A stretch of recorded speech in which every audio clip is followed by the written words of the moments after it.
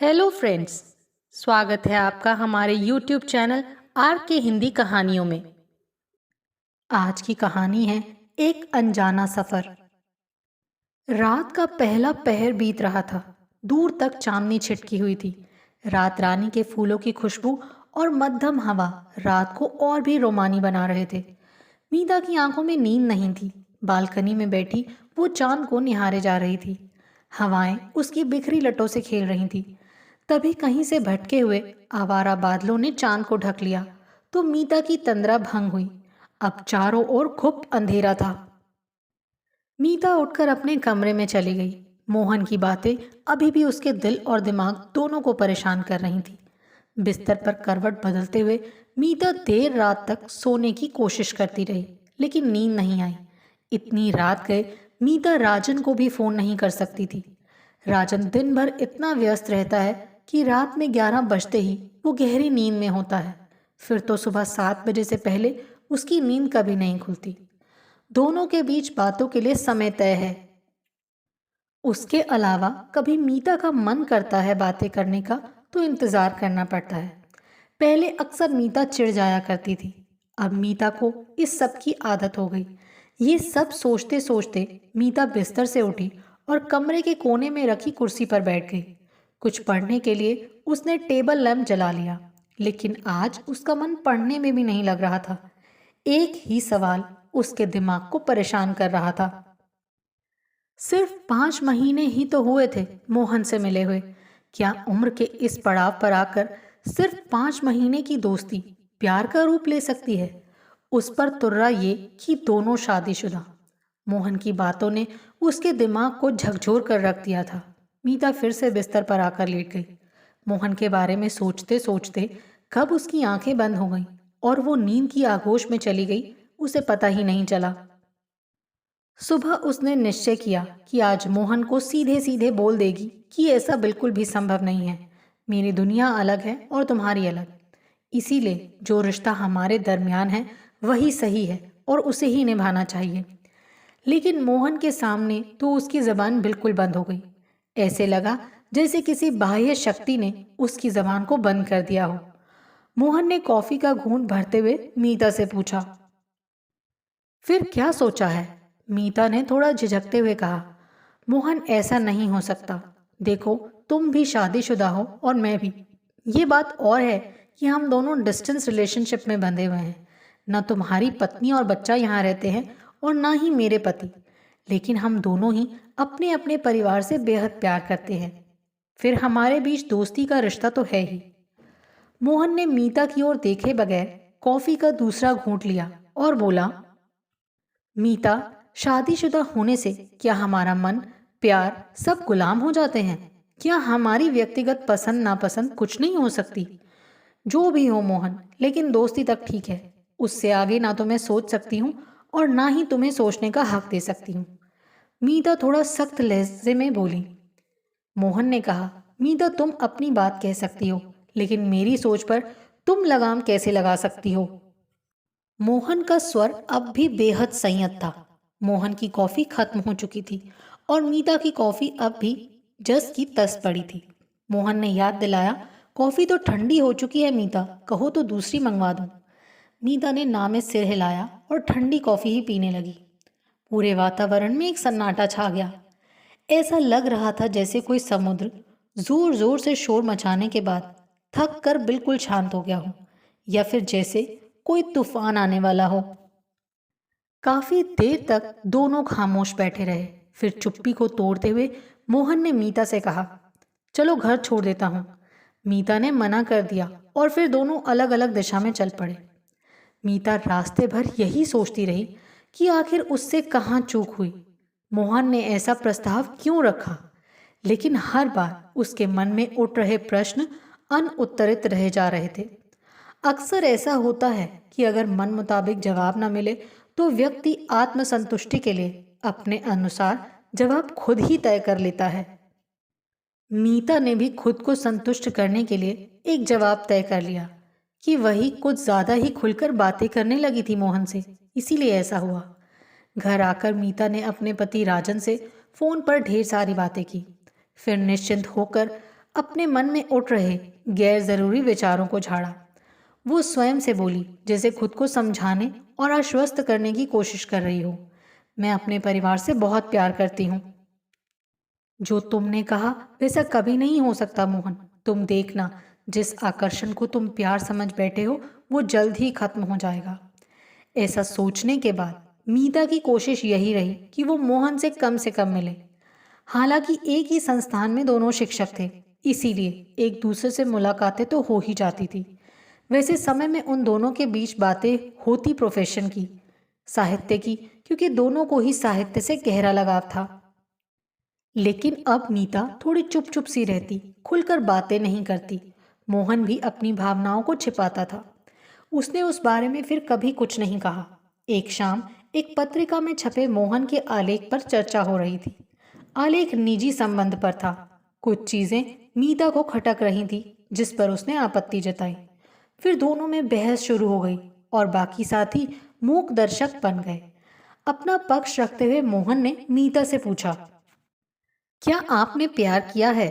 फिर खुद ही जवाब भी देने लगा, अगर किया होता तो फिर इस आलेख की गहराई को समझती और आपको आपत्ति नहीं होती। मीता ने तल्खी से जवाब दिया, ये कैसा बेतुका सवाल है? मैं एक शादीशुदा औरत हूँ। मेरे पति हैं जिनसे मैं बहुत प्यार करती हूँ।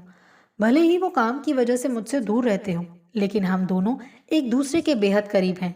मोहन ने कहा, फिर तो प्रेम की समझ आप में बेहतर होनी चाहिए थी। मीता ने भी तंज कसा, लगता है आप अपनी पत्नी से प्रेम नहीं करते। मोहन ने जवाब दिया, जी नहीं, हमारे संबंध बहुत अच्छे हैं। हम एक आदर्श पति पत्नी हैं। लेकिन मैंने उन्हें किसी और से प्रेम करने से नहीं रोका। देखो मीता, इश्क का इतिहास तहजीब की उम्र से पुराना है। विवाह करना और प्यार करना दोनों अलग अलग चीजें हैं। मानव मन गुलाम बनने के लिए बना ही नहीं है। प्रकृति ने मनुष्य को आजाद पैदा किया है। ये सामाजिक बंधन तो हमारे बनाए हुए हैं। प्राकृतिक रूप से हम वैसे नहीं हैं। पहले तो मीता सुनती रही, फिर कहा, अपनी गलती को न्यायोचित सिद्ध करने के लिए कुछ भी तर्क दिया जा सकता है। मैं इसे प्यार नहीं मानती। मेरी समझ से ये सिर्फ अपनी जरूरत पूरी करने के लिए दिया गया एक तर्क है। उस शाम मोहन ने अपने जीवन में आई लड़कियों की कहानियां अपने तर्क को सच साबित करने के क्रम में सुनाई, लेकिन मीता उसकी कोई भी बात मानने को तैयार नहीं थी। हाँ, इस घटना के बाद फिर से दोनों आपस में पहले की तरह, या यूं कहीं पहले से ज्यादा खुलकर बातें करने लगे। जाने कब वो दोनों एक दूसरे के इतने करीब आ गए कि जाने अनजाने दोनों की बातों में ज्यादातर दोनों का ही जिक्र होता। मीता को तो कई बार उसके पति राजन ने मजाक में फोन पर टोका भी, कहीं मोहन से तुम्हें प्यार तो नहीं हो गया मीता? तब मीता खिलखिला देती। लेकिन राजन का ये मजाक कब गंभीर आरोप में बदल गया, मीता समझ ही नहीं पाई। और उस दिन तो सारी हदें पार हो गईं। मीता ने अभी क्लास खत्म ही की थी कि राजन का फोन आया। उस दिन राजन के स्वर में प्यार गायब था। ऐसा लग रहा था जैसे उसने कुछ तय कर रखा हो। मीता हमेशा की तरह चहक रही थी। बातों बातों में ये भी बोल गई कि आज दोपहर का खाना मोहन के साथ खाएगी। फिर तो जैसे शांत माहौल में तूफान आ गया। राजन, जिसने आज तक कभी उससे ऊंची आवाज में बात नहीं की थी, आज उसके चरित्र पर उंगली उठा रहा था। तब मीता अपनी सफाई में कुछ नहीं बोल सकी। हालांकि उस दिन के बाद इसके लिए राजन ने जाने कितनी बार माफी मांगी, लेकिन मीता के सीने में तो नश्तर चुभा था। जख्म भरना बड़ा मुश्किल था। वो अपनी ओर से बहुत कोशिश करती उन बातों को बुलाने की, लेकिन वो शब्द नासूर बन चुके थे। अक्सर अकेले में रिश्ते रहते। मोहन जब तक साथ रहता, मीता हंसती रहती, खुश रहती, लेकिन मोहन के जाते ही फिर से नकारात्मक सोच हावी होने लगती। इस दौरान जाने अनजाने मोहन ज्यादा से ज्यादा वक्त मीता के साथ गुजारने लगा। शायद दोनों को अब एक दूसरे का साथ अच्छा लगने लगा था। दोनों के रिश्ते की गर्माहट की आंच दोनों के परिवार वालों तक पहुंचने लगी। शुरुआत मीता के परिवार में हुई और अब मोहन के घर में भी मातम मनाया जाने लगा। मीता मोहन के करीब आती जा रही थी और राजन से दूरी बढ़ती जा रही थी। मोहन का भी हाल ऐसा ही था। एक शाम मोहन ने फिर मीता के सामने प्रेम प्रस्ताव रखा। साथ ही ये भी कहा, जवाब देने की कोई हड़बड़ी नहीं है। कल रविवार है, सुबह तुम्हारे घर आता हूँ। सोच समझ लो, रात भर का समय है तुम्हारे पास। मीता घर आकर देर तक मोहन के प्रस्ताव के बारे में सोचती रही। फिर राजन के बारे में सोचा तो मुंह कसैला हो गया। ये सब सोचते सोचते धीरे धीरे मीता की पलकें भारी होने लगीं। फिर वो ये सोचते हुए सो गई कि आखिर कल उसे मोहन को सब कुछ सच सच बताना है। मीता सूरज की पहली किरण के साथ जागी। वो बेहद ताजगी महसूस कर रही थी क्योंकि आज उसकी जिंदगी एक नई करवट ले रही थी। वो पुरानी सभी यादों को अपनी जिंदगी से मिटा देना चाहती थी। राजन की दी हुई जिस पायल की रुंझुन से उसका मन नाच उठता था, आज वही उसे बेड़ियां लगने लगी थी। जिस कुमकुम की बिंदी लगाकर वो अपना चेहरा देर तक आईने में निहारा करती, आज वही उसे दाग सी लगने लगी थी।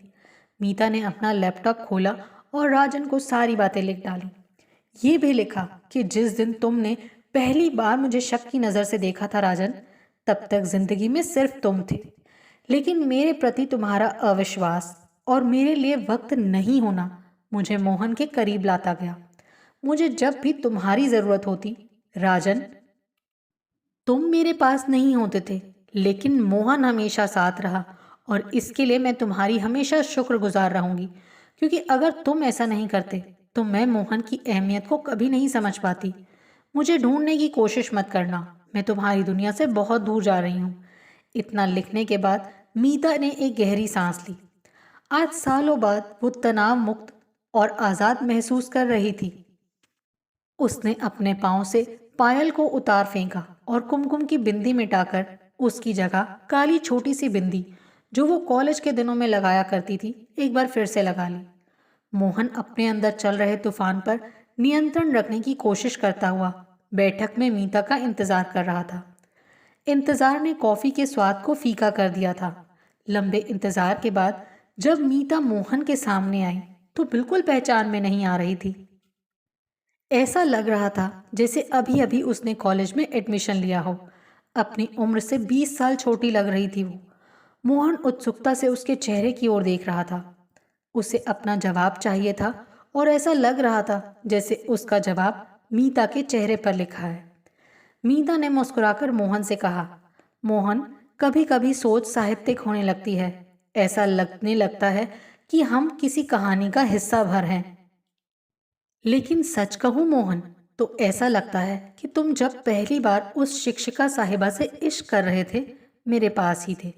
फिर तुम जब जब जितनी भी स्त्रियों के पास गए, हर बार मेरे और पास आते गए। और अब जब सारी दूरियां खत्म हो गईं, हम और तुम एक हो गए। क्या ऐसा नहीं हो सकता हम किसी ऐसी जगह चले जाएं जहां ना कोई हमें पहचाने, ना हम किसी को जाने, जहां ना राजन हो, ना तुम्हारी प्रिया। बोलो मोहन, क्या ऐसा हो सकता है?